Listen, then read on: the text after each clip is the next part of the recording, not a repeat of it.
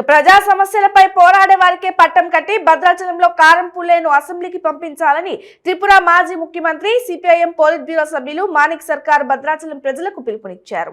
ఈ నెల 30 తారీఖున జరగనున్న అసెంబ్లీ ఎన్నికల్లో భద్రాచలం సిపిఐఎం ఎమ్మెల్యే అభ్యర్థి పుల్లయ్య విజయాన్ని కాంక్షిస్తూ భద్రాచలం పట్టణంలో మాణిక్ సర్కార్ రోడ్ షో నిర్వహించారు.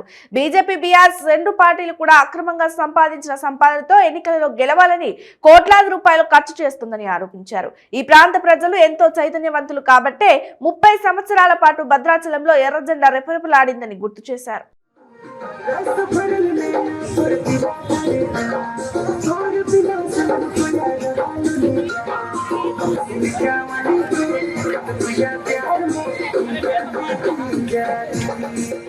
ఆజేడు మండలంలో వేలాది మంది బహిరంగ సభలో పాల్గొని మళ్ళీ భద్రాచలం మండలంలో మరి వేలాది మందితోటి రోడ్ షోలో పాల్గొన్నటువంటి మన త్రిపుర రాష్ట్ర ముఖ్యమంత్రి గారు ఈరోజు ముఖ్య అతిథిగా పాల్గొని ప్రసంగించారు. అదే కాదు, నా గెలుపు కోసం సిపిఎం పార్టీ ఎమ్మెల్యే అభ్యర్థిగా మరి నేను పోటీ చేస్తున్నాను. నా గుర్తు చుట్టీగూడెం నక్షత్రం గుర్తుపై ఈ యొక్క అమలమైన ఓటు ముద్ర వేసి అత్యధిక మెజార్టీతో గెలిపించవాలని కోరుతా ఉన్నా. మరి మీకు తెలుసు, తెలంగాణ రాష్ట్రం వచ్చిన తర్వాత మరి నీళ్లు, నియామకాలు, నిధులు అన్నారు. ఎక్కడ ₹1 తీసుకొచ్చి భద్రాచలం పట్టణాన్ని అభివృద్ధి చేసినటువంటి దాఖలాలు లేవు.